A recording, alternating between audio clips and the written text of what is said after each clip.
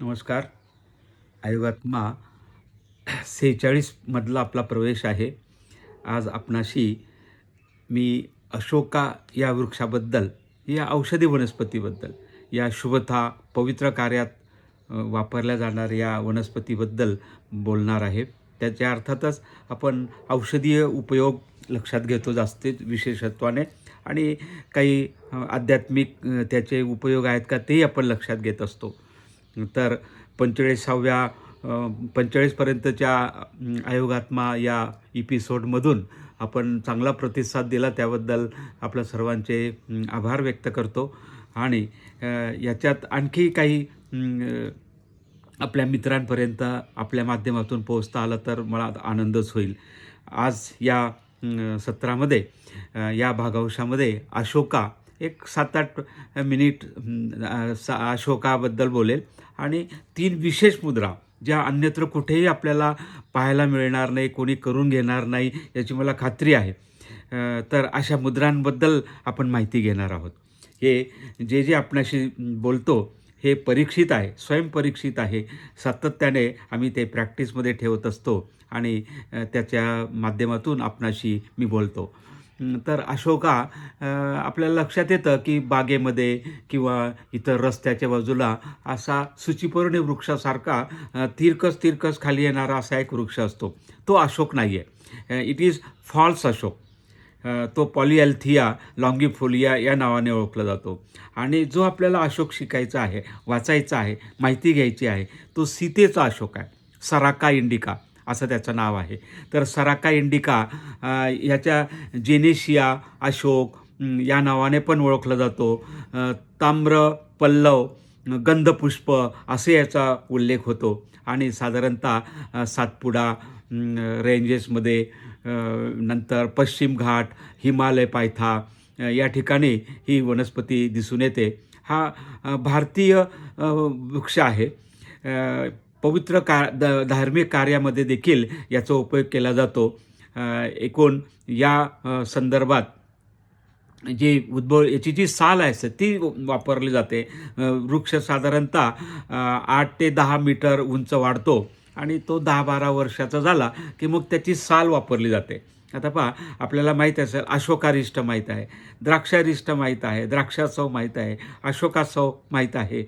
तर हे या वनस्पतीच्या सालीपासून तयार केलेलं ते आसव असतं. त्याचबरोबर त्याचं पुष्पचूर्ण आहे, घृत आहे, मरीच्यादी तेल, देवदार काढा याच्यामध्ये देखील अशोकाचा वापर केला जातो. याच्या मेडिकल प्रॉपर्टीज जर आपण पाहिल्या तो अँटीफंगल आहे, अँटीबॅक्टेरियल आहे, ॲनाल्जेसिक आहे आणि अँटी इन्फ्लेमेटरी आहे. अँटी इन्फ्लेमेटरी याच्यात फ्लेवोनाइड्स आहेत वेगवेगळ्या प्रकारचे. हे केमिकल रासायनिक पदार्थ आहेत या नावाने ओळखले जाणारे. हे त्याची प्रॉपर्टी आहे. अँटीफंगल म्हणजे फंगस वगैरेचा ज्याला कधी अटॅक होत नाही किंवा झालं तर जिथं फंगल अटॅक असेल त्या ठिकाणी ठेवलं तर ते आपल्याला त्याची मदतच होत असते. अँटीबॅक्टेरियल तो याच पद्धतीने म्हणजे बॅक्टेरिया, व्हायरस, फंगस या सर्वांची अँटी मायक्रोबियल असं पण त्याचा उल्लेख केला जातो. ॲनाल्जेसिक म्हणजे काही दुखरा भाग असेल तर त्या दुःखहरणासाठी ॲनाल्जेसिक म्हणून याचा वापर होतो. अँटी इन्फ्लेमेटरी याच पद्धतीचे त्याचे गुण आहेत. चैत्रामध्ये या अशोक वृक्षाच्या जसं आम्रमंजरी प्राशन हा शब्द कधीतरी आपण कॅलेंडरवर वाचला असेल. आम्रमंजिरी म्हणजे आंब्याचा मोहोरा असतो, तो खाल्ला जातो त्या दिवशी, औषधी उपयोग आहे त्याचा. तसं अशोकाची मंजिरी देखील खाल्ली जाते. एक झुपकेदार अशा प्रकारचा याचा इन्फ्लुअन्स असतो. ग्रीनिश कलरचा त्याचे फूल असतात आणि जेव्हा ते थोडंसं पक्व होऊ लागतात त्यावेळेस त्याचा लालसर रंग होऊ लागतो. चैत्रामध्ये पूजेमध्ये अशोक वृक्ष वापरला जातो. वास्तुदोष हरण करण्यासाठी देखील अशोकाचा वापर केला जातो.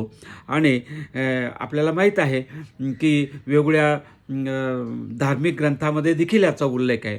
बौद्ध वाङ्मयामध्ये याचा उल्लेख आहे आणि म्हणून हा गुच्छावर याचे चमकदार अशा प्रकारचे केशरी हिरवटसर रंगाचे हे फुलं लांबूनसुद्धा ओळखले जातात आणि त्याच्यापासून मग चूर्ण केलं जातं. दॅट इज अशोक पुष्पचूर्ण.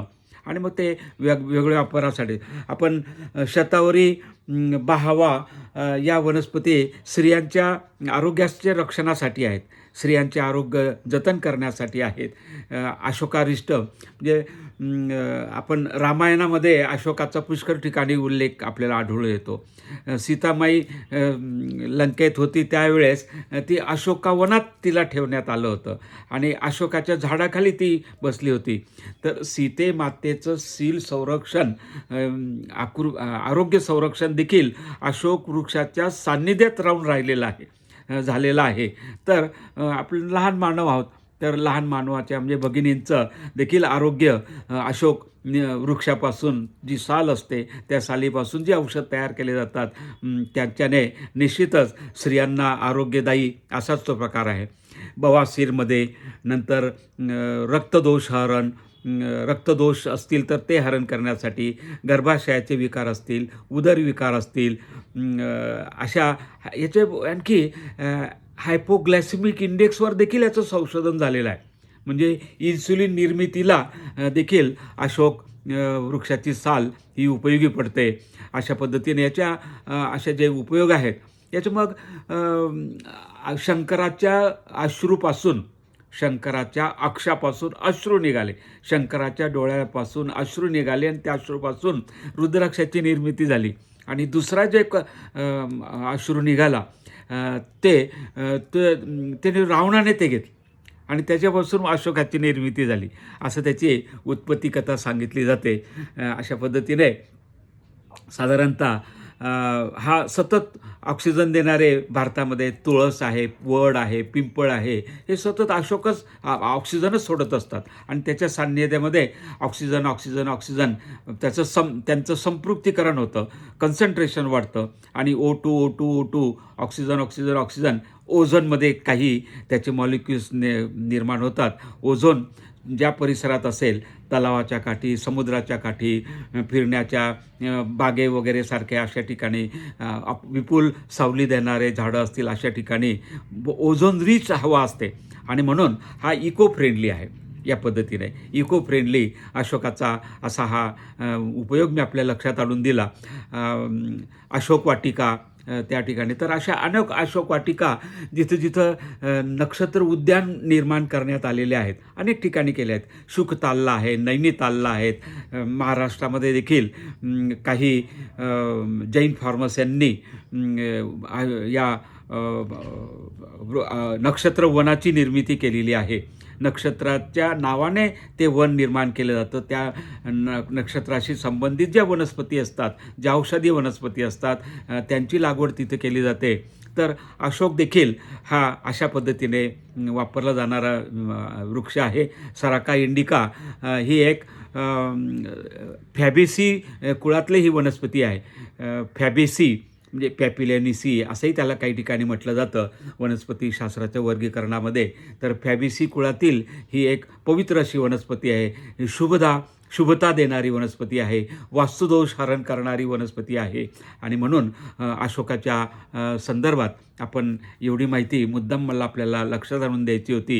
याच्यानंतर 3 विशेष मुद्रा मी आपल्याशी शेअर करणार आहे, अत्यंत महत्त्वाच्या मुद्रा.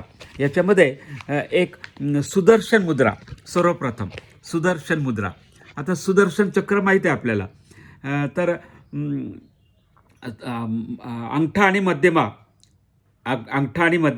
मी करून दाखवतो, लक्षात घ्या. अंगठा आणि मध्यमा अग्रभाग स्पर्श करायचा, म्हणजे थोडक्यात आकाश मुद्रा करायची.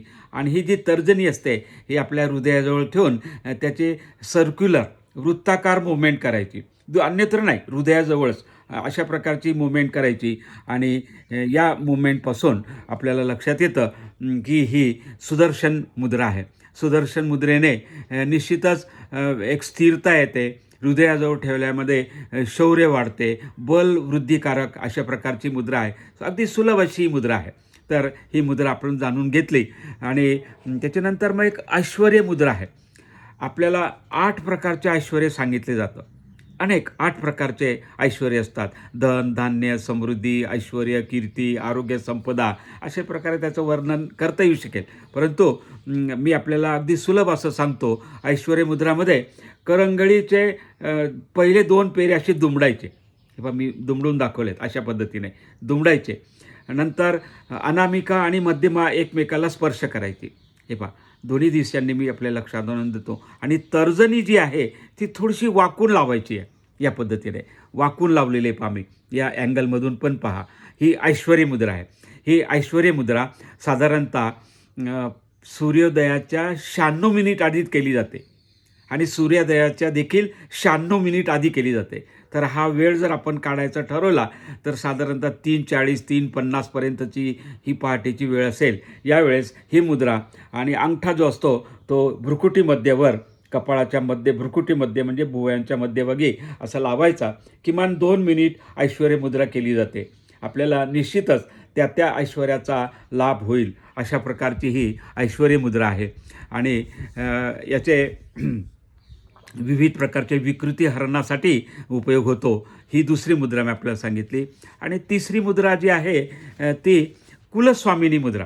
आपल्या प्रत्येकाचे कुलस्वामिनी असतात. कुलाचारासाठी कुलस्वामिनी, कुलदैवत हे शब्द आपण आता थोडेसे विसरू लागले असला तरी देखील आपल्याला कुलदेवतेच्या दर्शनासाठी वर्षातून 2 वर्षातून सवड असेल त्यावेळेस जरूर पोहोचायचं असतं. आपल्याला बळच मिळतं. ते एक प्रकारचं आपलं बलस्थान आहेत आणि या बलस्थानापासून आपल्याला ऊर्जा मिळते. या ठिकाणी अगदी सुलभ अशी मुद्रा आम्ही अगदी सोप्या पद्धतीने सांगतो. हे ध्यानमुद्रा आपल्याला माहीत आहे. ध्यानमुद्रेचं बोट अंगठ्याच्या मध्यावर घ्यायचं. 3 बोटं सरळ आहेत आणि त्याच्यातली अनामिका निवडायची आणि ती अंगठ्याच्या अग्रभागी ठेवायची. हे पहा या एका बोटाने मी करून दाखवलं तर आणखी सुलभता आपल्या लक्षात येईल. तर ही ध्यानमुद्रा आहे. ध्यानमुद्रा मध्यावर आणायची अंगठ्याच्या मध्यावर आणि ही जी अनामिका आहे ती अंगठ्याच्या अग्रभागी ठेवायची. किती सुलभरित्या मी आपल्याला सांगितलं. आणि मध्यमा सरळ आहे, करंगळी सरळ आहे. मध्यमा सरळ आणि करंगळी सरळ ही रुद्रमुद्रा होते. आपण अभ्यासला आहे मुद्रांचा अभ्यास जरा मागे आपण गेलात तर आयोगात्मा 25, 26, 27, 28 या दरम्यान तुम्हाला मी मुद्रांवर 3 लेक्चर घेतलेले आहेत. तर त्याच्यातली ही रुद्रमुद्रा आहे. खऱ्या अर्थाने ही रुद्रमुद्रा आहे. पण या ठिकाणी तर्जनीचं जे प्लेसमेंट आहे ते वेगळं आहे. तर्जनी ही अंगठ्याच्या मध्यावर ठेवायची आणि अनामिका ही अंगठ्याच्या अग्रभागी ठेवायची. अशा प्रकारे ही कुलस्वामिनी मुद्रा सिद्ध होते. तर याचा लाभ होईल आपल्याला. कुलस्वामिनी मुद्रेने आपलं मनशांती बलस्थान आहेत आणि म्हणून रक्ताभिसरण संस्था, nervous system, digest system, blood vascular system या सिस्टीमवर याचं विशेष कार्य चालतं आणि आपल्याला त्याचा लाभ होतो. धन्यवाद. जय हिंद.